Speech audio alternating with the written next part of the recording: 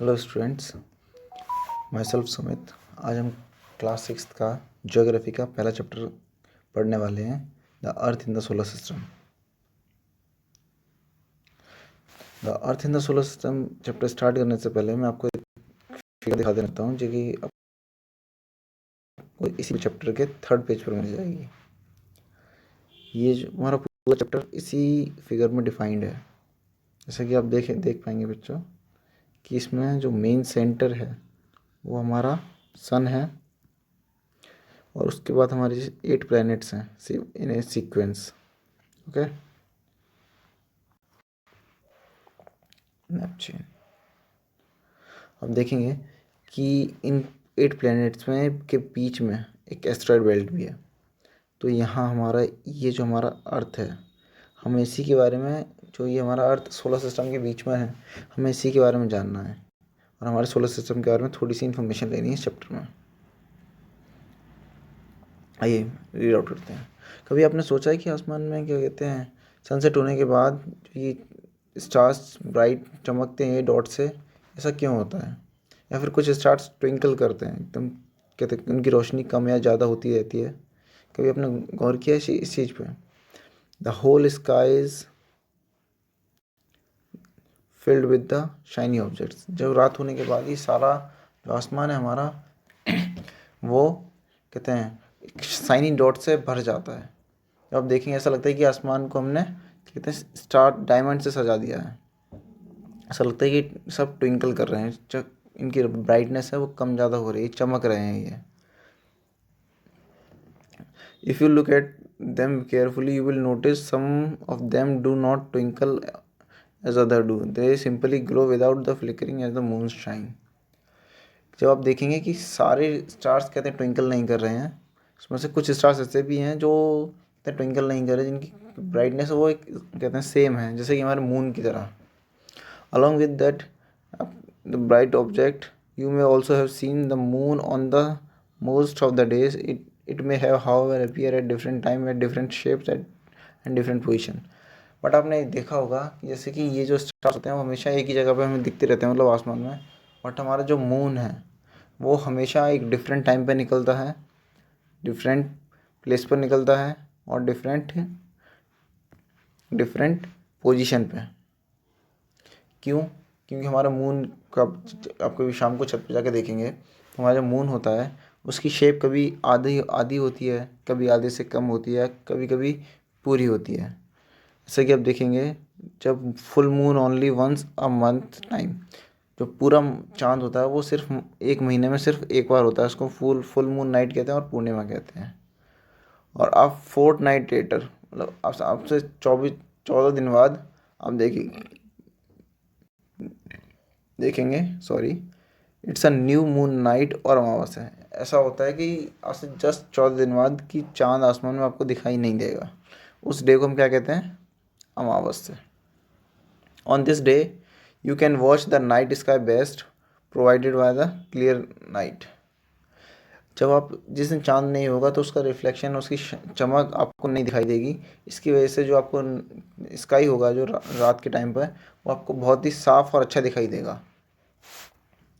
Do you wonder why can't we see the moon and all those bright tiny object during the day time?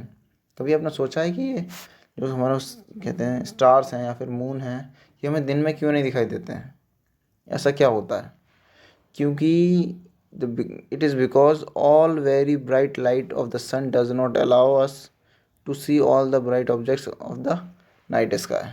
जो सन की जो रोशनी होती है वो हमको अलाउ नहीं करती जो आसमान में जो स्टार्स हैं उनको देखने के लिए, क्योंकि जो सन की रोशनी है वो ज़्यादा ब्राइट होती है स्टार से।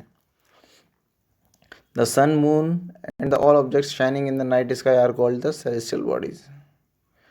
सन हो या मून हो या फिर जितने भी ऑब्जेक्ट्स हैं जो चमक रहे हैं, कहते हैं नाइट स्काई में, रात के कहते हैं रात में जब जितने भी बॉडीज चमक रही हैं उनको हम क्या कहते हैं? Celestial bodies. ये आपका क्वेश्चन आता है व्हाट आर सेलेस्टियल बॉडीज़। वो जितनी भी ऑब्जेक्ट्स कहते हैं स्पेस में चमक रहे हैं वो क्या हैं? सारे celestial bodies. Some celestial bodies are very big and hot, they are made up of gases, they have their own heat light which they emit in large amount, these celestial bodies are called the stars. The sun is a star. आपने देखा होगा कितने कुछ celestial bodies होती हैं वो बहुत बड़ी होती हैं और गर्म होती हैं, उनके अंदर गैसेस भरी हुई होती हैं, उनके पास खुद की हीट होती है, हीट मतलब वो खुद में गर्म होते हैं और रोशनी भी होती है उनके पास, तो वो एक बहुत ज़्यादा हीट निकालते हैं। उन these celestial bodies are called stars. तो हम इन सेलेस्टियल बॉडीज़ को क्या कहते हैं? हम स्टार्स। जैसे कि हमारा सूरज है, वो भी एक स्टार है। सूरज के पास हीट भी है, लाइट भी है, और कहते हैं अब आप छत पे जाएंगे तो क्या कहते हैं, आपको धूप में खड़े होने के बाद आपको फील होता है ना कि कुछ गरम गरम सा, तो वो लार्ज अमाउंट ऑफ हीट कहते हैं रिलीज़ कर रहा होता है। Countless twinkling stars in the night sky are similar to the sun. Countless twinkle stars in the night sky are similar to the sun. Sorry, but we do not feel their heat and light, and they look so tiny because they are very very far from us. जो हमारे stars हैं वो भी हमारे सूरज की तरह ही हैं।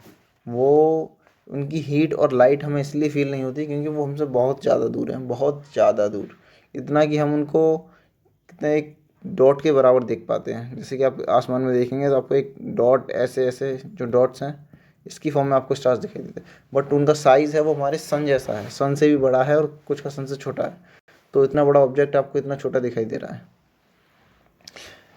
You have notice that all objects look similar when seen from a distance। आप देखेंगे कि सारे जो ऑब्जेक्ट्स हैं आपको कहते हैं छोटे ही दिखाई देते हैं जब आप दूर से देखते हैं उनको। जितना दूर से आप किसी ऑब्जेक्ट को देखेंगे तो आपको छोटा ही दिखेगा। जैसे कि एरोप्लेन, आप एरोप्लेन को ले लीजिए, आपकी जब एरोप्लेन हाइट में होता है काफ़ी आसमान में, तब आप उसको देखते हैं तो आपको कितना छोटा दिखाई देता है, बट उसी एरोप्लेन में बहुत सारे लोग बैठे भी होते हैं। जब आप प्लेन के अंदर जाएंगे तो आप देखेंगे कि वो बहुत बड़ा होता है, बट हमें यहाँ से जब हम आसमान में उड़ता हुआ उसको देखते हैं तो वो बहुत छोटा दिखाई देता है। While watching the night sky you may notice various patterns formed by different groups of stars. These are called constellations. जब आप आसमान में देखेंगे रात को तो आपको बहुत सारे स्टार्स ऐसे चमकते हुए दिखाई देंगे जो कि पैटर्न बना रहे होंगे, मतलब किसी भी तरीके की आर्ट बना रहे होंगे, ड्राइंग से बना रहे होंगे। उन स्टार्स कहते हैं, उन ग्रुप ऑफ स्टार्स को हम क्या कहते हैं? कॉन्स्टलेशंस। उर्सा मेजर और big star is one of the such constellation. ये जो एक उर्सा मेजर और बिग बियर एक कहते हैं एक कॉन्स्टलेशन है जो कि आपको कॉमनली दिख जाएगा। One of the most easily recognizable constellation is the Saptarishi. जो सबसे आसानी से मिल जाने वाला जो कॉन्स्टलेशन है वो है सप्तऋषि, जो आप इस फिगर में भी देख सकते हैं। ये हमारा सप्तऋषि। अब जब भी आसमान, कभी रात के टाइम में आप आसमान को देखेंगे तो आपको ये पैटर्न आपको बहुत इजीली मिल जाएगा। आप चाहें तो ढूंढ सकते हैं या फिर अपने कहते हैं पेरेंट्स से या फिर किसी नेबर से, मतलब जो भी आपको बड़ा है, आप उनसे बोल सकते हैं कि ये मुझे थोड़ी सी हेल्प कर दीजिए कि इससे मैं अपने कहते हैं जो कॉन्स्टलेशन है उनको फाइंड कर पाऊँ। ओके, आप ये यहाँ तक देख लीजिएगा, ये सारा ये लिखा हुआ है। इन रिसेंट कहते हैं ancient time people used to determine direction during the night with the help of the star. The north star indicate the north direction. It is also called pole star. जो पुराने समय की बात है, जब कहते कंपास नहीं हुआ करते थे तो लोग इस नॉर्थ स्टार को देखे। ये नॉर्थ स्टार अपनी जगह पे एक फिक्स पोजीशन है इसकी, ना ही ये अपनी पोजीशन चेंज करता है और ना ही कभी ऐसा होता है कि ये ना निकले। इसकी कहते हैं ये अपने आसपास में सबसे ज़्यादा ब्राइट स्टार है और ये नॉर्थ में निकलता है, इसलिए जो एंशियंट टाइम पे लोग इसको देखकर डायरेक्शन डिसाइड किया करते थे। मतलब अगर ये नॉर्थ है तो इसके अपोजिट में साउथ होगा, तो उस हिसाब से क्या कहते हैं लोग डायरेक्शन डिसाइड कर लिया करते थे। It always remain in the same position in the sky. We locate the position of the pole star with the help of the Saptarishi. अब हम सप्तऋषि की कहते हैं हेल्प से आप देख सकते हैं, हम इस नॉर्थ स्टार की हम पोजीशन भी निकाल सकते हैं। जो सप्तऋषि के लास्ट के बेटा जो 2 स्टार होते हैं, अगर आप उनको एक पैरेलल लाइन में कहते हैं एक स्ट्रेट लाइन में रखेंगे तो आप देखेंगे ये जो डायरेक्ट जो एक स्टार से इस लाइन के बीच में आएगा और जो कि बहुत ब्राइट स्टार होगा, तो हमारा क्या है? वो हमारा पोल स्टार है। Okay, you will notice that if a imaginary line is drawn joining a pointer star and extended further, it will point to the pole star. जैसा कि मैंने अभी आपको बताया, जैसे आप उस लाइन को रख के जोड़ेंगे सीधा, आपको सीधे पोल स्टार तक ले जाएगी। Some celestial bodies do not have their own heat and light, they are lit by the light of the stars. कुछ सेलेस्टियल बॉडीज़ होती हैं जिनके पास खुद की हीट और लाइट नहीं होती है, बट वो जो उनको रोशनी मिलती है, उनको चमक मिलती है, वो दूसरे स्टार्स की रोशनी से मिलती है। जैसे कि हमारा सन है, वो हमारे मून को लाइट देता है, क्योंकि मून की खुद की कोई लाइट नहीं है, बट वो मून को लाइट देता है, इसलिए मून हमें चमकता हुआ दिखाई देता है। Such bodies are called planet. जिन जिन बॉडीज़ के पास अपनी खुद की लाइट नहीं होती है, उनको हम क्या कहते हैं? Planets. The word planet comes from the Greek letter planetae, which means wanderers. The earth on which we live is a planet. It gets all heat and light from the sun, which is our nearest star. If we look at the earth from the great distance, say the moon, it will appear to be shining just as the moon. जैसा कि जो हमारा अर्थ है, वो अपनी heat और light सारी सन से लेता है, क्योंकि सन हमारा सबसे पास जो स्टार है वो सन ही है हमारे। तो we look at the earth from the, अगर हम अर्थ को चांद पे से देखें, चांद पर अगर आप मान लीजिए आपको चांद पे छोड़ दिया जाए और आप चांद पे से अगर अर्थ को देखते हैं, तो आपको अर्थ वैसी ही दिखाई देगी जैसे कि आपको चांद चमकता हुआ दिखाई देता है। इसमें ज़्यादा डिफरेंस नहीं होगा। The moon that we see in the sky is a satellite. जो हमारा मून है वो सैटेलाइट है हमारे अर्थ के। It is a companion of our earth and move around it. जो हमारा कहते हैं मून है, वो हमारे अर्थ का कंपेनियन है, उसका जोड़ीदार है, और वो हमारी अर्थ के चारों तरफ घूमता है। It like our earth there are 7 other planets that get heat and light from the sun. Some of them have their moons too. हमारी अर्थ की तरह 7 प्लेनेट और हैं जो कि सन के अराउंड मूव करते हैं या फिर इस सीक्वेंस में है, बट उनके पास भी कुछ के पास अपना खुद के मून्स हैं। Okay, the solar system, the sun, 8 planet, satellite and some celestial bodies known as asteroid and meteoroids. जैसे सूरज, 8 प्लैनेट और उन प्लैनेट्स की सैटेलाइट्स मतलब moon, and some other celestial bodies, कुछ और celestial bodies known as asteroid and meteoroids. कुछ ऐसी सेलेस्टियल बॉडीज़ जो कि एस्ट्रॉयड और मीटियोर्स हैं, जो कि आपको आगे पढ़ाया जाएगा। उन सबको मिला के हमारा सोलर सिस्टम बनता है। क्या होगा भाई, लोड क्यों नहीं हो रहे हो? Okay, from the solar system we often call it a solar family with the sun its as its head. तो हमारा सोलर सिस्टम है, इन सारी चीज़ों को मिला के कंप्लीट होता है, और जो इस पूरे सोलर सिस्टम का जो हेड है वो है हमारा sun. Okay, the sun is in the centre of the solar system. It is huge and made up of the extremely hot gases. जो हमारा सन है वो सेंटर है पूरे सोलर सिस्टम का, और ये बहुत ही बड़ा है, बहुत ही गर्म गैसों से बना हुआ है ये। It provides the pulling force that bind the solar system. जो हमारा सोलर सिस्टम बंधा हुआ है एक तरीके से, जो हमारी पृथ्वी या फिर जो भी प्लेनेट सोलर सिस्टम का मतलब सोलर सिस्टम में घूम रहे हैं, वो हमारे सन के कहते हैं खिंचाव की वजह से है। The sun is the ultimate source of heat and light for solar system. जो हमारे पूरे सोलर सिस्टम के लिए जो हीट और लाइट प्रोवाइड करता है वो हमारा सन है, और कोई और दूसरा स्टार नहीं है जो कि हमारे किसी भी प्लेनेट को हीट और लाइट प्रोवाइड करता हो। But the tremendous heat is not felt so much by us because despite being our nearest star it is far away from us. जो हमारा सन है वो हमें हीट और लाइट देता है, उसके पास तो बहुत ज़्यादा हीट है, बहुत गर्म होता है सन, इतना कि कहते हैं कोई भी चीज़ वहाँ कहते हैं सॉलिड रह ही नहीं सकती, वो पिघल जाती है कोई भी चीज़। बट इतना वो उसकी गर्मी हमारे पास इतनी नहीं आती है, क्योंकि वो हमसे बहुत ज़्यादा दूर है, बहुत बहुत ज़्यादा दूर। ये कि 150 मिलियन किलोमीटर अवे अर्थ से। 150 मिलियन को मैं नंबर में लिख के दिखाऊं आपको अपने अपने इंडियन सिस्टम में, तो ये हो गया 150 मिलियन। आप देख सकते हैं कितना हो गया, 1 10 100 1000 10,000 लाख 10 लाख करोड़ 10 करोड़ 15 कहते हैं 15 करोड़। लिसन, एक सेकेंड, यस हाँ, 15 करोड़ हो गया। 15 करोड़ किलोमीटर्स दूर है। ओके, अब हम पढ़ते हैं प्लेनेट।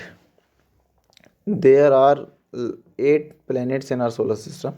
हमारे सोलर सिस्टम में 8 प्लैनेट्स हैं। In order of their distance from the sun they are Mercury, Venus, Earth, Mars, Jupiter, Saturn, Uranus और नेपच्यून। ये बेटा आपको याद करना पड़ेगा, ये आपको बहुत ज़्यादा काम आने वाला है। आप इसके लिए कहते हैं एनसीईआरटी ने ये पैटर्न भी बना के दिया है। My very efficient mother just serve us nuts. Okay, आपको इससे लर्न करना होगा, it will help you a lot. Okay, आगे देखते हैं। All the 8 planets of the solar system are move around the sun in fix path. जितने भी solar system में जितने भी प्लैनेट्स हैं वो सन के अराउंड मूव करते हैं एक फिक्स्ड पाथ पर। These paths are elongated, they are called orbit. जैसे हमारा सन है, अब एक इस लास्ट फिगर में देखते हैं।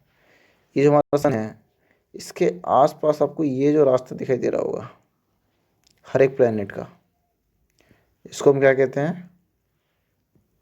ऑर्बिट। ओके, याद रखिएगा ऑर्बिट क्या होता है।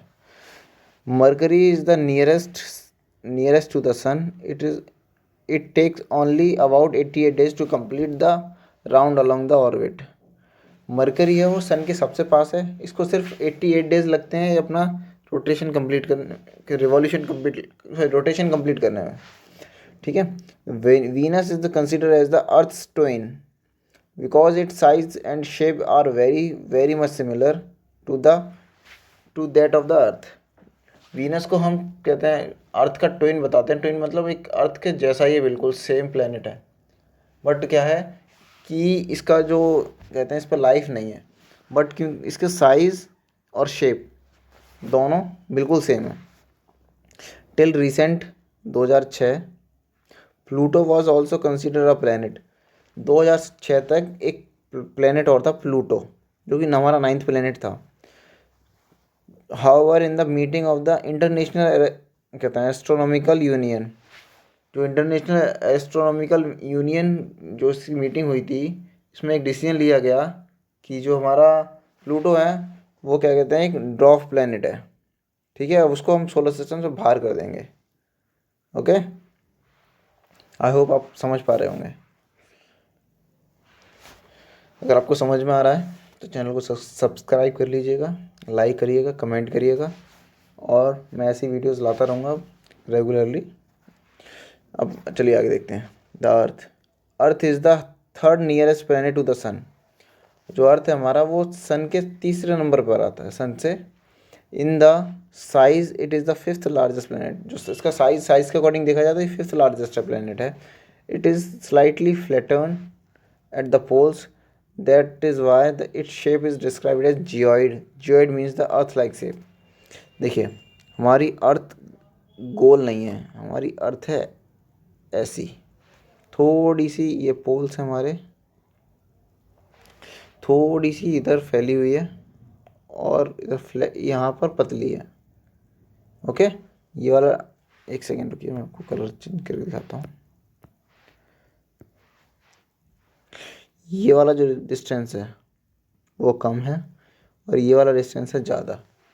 ओके, आई होप समझ रहे होंगे आप। हमारी अर्थ ऐसी ही है। आगे देखते हैं। Consider the pen colour change कर लेते हैं अपना। Consider favourable to support life are probably found only on the earth. But जो कंडीशंस हैं जो जीने के लिए वो कहते हैं सबसे सही हैं, वो हमारी अर्थ पर ही हैं। The earth is neither too hot not too cold, it has water and air. ना तो हमारी अर्थ बहुत ज़्यादा गर्म है और ना ही बहुत ज़्यादा ठंडी है। उसके पास पानी और हवा दोनों चीज़ें हैं, which are very essential for our survival, जो कि हमारे जीने के लिए बहुत ज़्यादा ज़रूरी है। The air has life supporting gas like oxygen. जो हमारी एयर है उसमें सबसे ज़्यादा हमें जो नीड होती है जिस गैस की, वो है ऑक्सीजन। वो हमारे अर्थ पर अवेलेबल है। Because of these reasons the earth is unique planet in the solar system. इसकी वजह से जो हमारा अर्थ है वो सबसे यूनिक प्लानट है इस सोलर सिस्टम में। From the outer space the earth appear blue because it's 2/3 surface is covered by water. It is therefore called blue planet. पर हम बाहर से जब स्पेस से हम अपनी अर्थ को देखते हैं तो हमारी अर्थ हमें ब्लू कलर की दिखाई देती है। क्यों? क्योंकि इसका जो 2/3 ऑफ जो भी एरिया है हमारा 2/3 एरिया वो पानी से कवर्ड है। इसकी वजह से हमें ये ब्लू दिखाई देती है। द मून, अब मून के बारे में पढ़ते हैं। Our earth has the only one satellite that is the moon. Its diameter is only 1/4 that of the earth. हमारी अर्थ के पास एक लौता सैटेलाइट है जिसको मून कहते हैं। इसका जो डायमीटर है बेटा वो अर्थ से 4, अगर मान लो आप अर्थ के जो डायमीटर है आप उसको 4 टुकड़ों में डिवाइड कर लो। अब मान लो इतना बड़ा सन, इतना बड़ा है मून और अर्थ है इतनी बड़ी। Okay, it appears so big because it's nearest to our planet than the celestial bodies. ये हमें इतना बड़ा इसलिए दिखाई देता है क्योंकि ये सबसे पास है हमारे अर्थ के और किसी भी सेलेस्टियल बॉडी से ज़्यादा। ओके, इट इज़ अबाउट ये 3,84,400 किलोमीटर है अर्थ से इसकी दूरी away from us. Now you can compare the distance of the earth from the sun and that from the moon. अब आप देख लीजिए, मैंने आपको बताया था कि जो अर्थ है हमारी उससे सन का डिस्टेंस क्या है 15 करोड़ किलोमीटर और हमारी अर्थ से सन का कहते हैं मून का डिस्टेंस क्या है 3,84,000 किलोमीटर के समथिंग। 15 करोड़ कितना होता है और ये 3 लाख कितना होता है। तो हमारा सन हमसे बहुत ज़्यादा दूर है, बहुत ज़्यादा दूर। Okay, the moon moves around the earth in about 27 days. It takes exactly the same time to complete one spin. जो हमारा मून है वो हमारे अर्थ का 27 डेज़ में एक कंप्लीट रोटेशन लगाता है और उतना ही टाइम ये खुद का एक रोटेशन कंप्लीट करने में लेता है। इसके चलते हुए कि हमें सिर्फ मून का सिर्फ एक ही साइड हमेशा दिखाई देता है और दूसरा साइड हमें कभी मून का दिखाई ही नहीं देता। Okay, the moon does not have conditions favourable for life. जो हमारा मून है उसके पास कहते हैं लाइफ के लिए कहते हैं सर्वाइवल के लिए कंडीशंस अच्छी नहीं है, वहाँ सर्वाइवल पॉसिबल नहीं है। इट हैज़ माउंटेन्स, उस मून पर माउंटेन्स हैं, प्लेन्स हैं, डिप्रेशंस हैं ऑन इट। अब देखें इस फिगर में, देखिए ये जो आपको ऊंचा ऊंचा दिख रहा है ये सारे क्या हैं हमारे माउंटेन्स, और जो नीचे नीचे काला काला दिख रहा है वो क्या है डिप्रेशंस, मतलब गड्ढे। और फिर जो बचा कुचा एरिया है वो हमारा क्या है plane. Okay,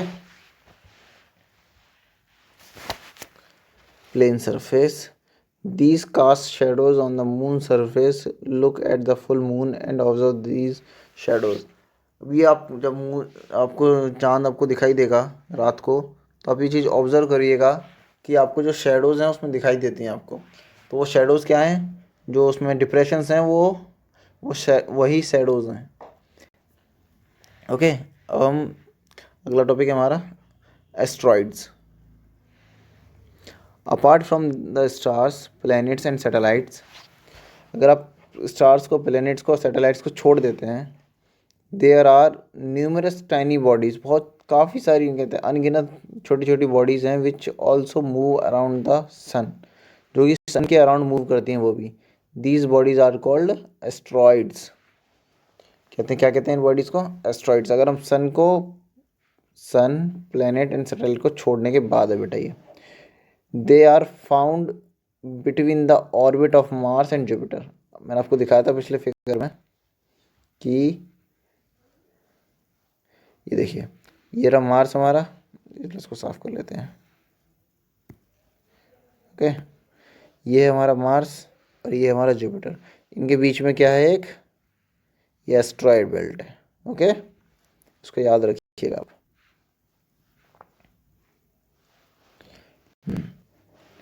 Scientists are of the view that asteroids are part of planet which exploded many years back. जो साइंटिस्ट हैं उनका कहना है कि जो एस्ट्रॉयड है, जो एस्ट्रॉयड बेल्ट है, वो हमारे प्लैनेट्स का ही पार्ट हैं जो कि बहुत समय पहले किसी कारणवश टूट गए थे हमारे प्लैनेट से, meteoroids. The small piece of the rock which move around the sun, जो छोटे छोटे कहते हैं टुकड़े पत्थर जो कि सन के अराउंड मूव करते हैं, are called meteoroids. Okay, sometimes these meteoroids come near the earth and tend to drop upon it. और ऐसा लगता है कि ये कभी कभी मीटियोरॉइड्स आ जाते हैं अर्थ के पास और ऐसा लगता है कि जब भी धरती पर गिरने वाले हैं। During this process due to the friction with the air they get heated upon and burn. But जब वो अर्थ के कहते हैं एटमॉस्फेयर में एंटर करते हैं तो हवा की वजह से उन पर इतना फ्रिक्शन लगता है, घिसाव लगता है कि वो हवा में ही गर्म हो जाते हैं और जल जाते हैं। It cause a flash of light, sometimes a meteor without being completely burned fall on the earth and create a hollow. कभी कभी बेटा ऐसा होता है कि जो अगर कहते हैं मीटियोराइड बहुत ज़्यादा बड़ा हो तो वो पूरा नहीं जल पाता। वो ना जलने की वजह से क्या होता है, वो ज़मीन पे गिरने के बाद एक बहुत बड़ा गड्ढा कहते हैं क्रिएट कर देता है धरती पर। Do you see a whitish कहते हैं whitish broad band like a white glowing path across sky on the clear starry night.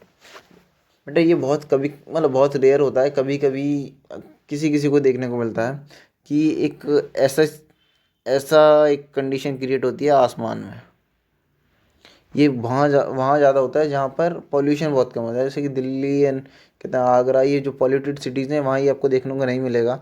But किसी भी ऐसे नॉर्थ ईस्टर्न स्टेट हो गए या फिर कहते हैं जो वो स्टेट्स हो गए जहाँ पॉल्यूशन नहीं है जगह है, तो वहाँ आप देखेंगे कि आपको कभी ऐसा एक सिचुएशन दिखेगी जहाँ पर ये बहुत सारे स्टार्स या फिर बहुत सारी चमकती हुई चीज़ें आपको दिखेंगी। It is a cluster of millions of star, मतलब एक झुंड है बहुत लाखों करोड़ों स्टार्स का। This band is the milky Way Galaxy. इस बैंड को हम क्या कहते हैं बेटा? Milky Way Galaxy. ओके, ये रहा इसका नाम, Milky Way galaxy. Our solar system is a part of this galaxy. जो हमारा सोलर सिस्टम है वो भी इस गैलेक्सी का ही पार्ट है। In ancient India it was imagine to be a river of light flowing in the sky. पर ये पुराने समय में इसको कहा गया था कि जो ये कहते हैं नदी है, कहते हैं रोशनी की, आसमान में जो बह रही है। दस इट इज़ नेम्ड आकाश गंगा, क्योंकि ये नदी आसमान में जो बह रही है तो इसको हमने नाम दे दिया Akash Ganga. A galaxy is a huge system of billions of stars. जो हमारी गैलेक्सी है उसमें बहुत सारे अनगिनत तारे हैं, बिलियंस करोड़ों नहीं लाखों करोड़ों अरबों खरबों। Okay, and clouds of dust and gases, पर बहुत सारे क्लाउड हैं ऐसे दब्बे दब्बे से जिसमें धूल मिट्टी कहते हैं गैसेज हैं। There are millions of the such galaxies.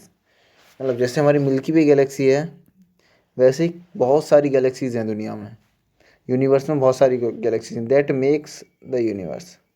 ये गैलेक्सीज को मिला मिला के ही क्या बनता है हमारा universe. It is difficult to imagine how big the universe is. Scientist are still trying to find out more and more about it. जो साइंटिस्ट हैं उनके लिए बहुत मुश्किल है कि पता लगाना ये कितना बड़ा है हमारा यूनिवर्स।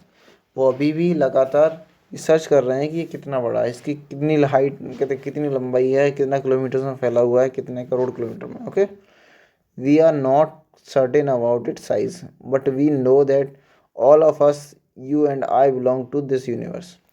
बट हमें नहीं पता ये कितना बड़ा है, बट इसका कंक्लूज़न ये भी है कि हम इस यूनिवर्स में रहते हैं और ये यूनिवर्स हमारा है और हम इस यूनिवर्स के हैं।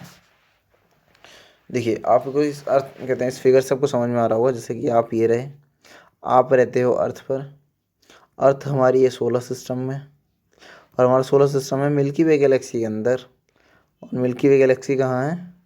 यूनिवर्स के अंदर। ओके, आई होप आपको ये चैप्टर समझ में आया होगा। मैंने काफ़ी अच्छे से एक्सप्लेन किया है, बट अगर आपको कोई डाउट रहता है आप कमेंट्स में कहते हैं पूछ सकते हैं। अगर आपको चैप्टर अच्छा लगा हो, कहते हैं मेरे समझाया वो अच्छा लगा हो, तो आप कहते हैं वीडियो को लाइक कर सकते हैं, सब चैनल को सब्सक्राइब कर सकते हैं। और ऐसे ही मैं आपकी पूरी 6th 7th 8th 9th सारी बुक्स को कहते हैं आपको एक्सप्लेन ख़त्म करके दूंगा बहुत जल्दी। और रेगुलर वीडियोस आती रहेंगी, डेली एक या 2 वीडियोस आपको डेली मिलती रहेंगी। चलिए, तब तक के लिए नमस्कार, थैंक यू फॉर वॉचिंग।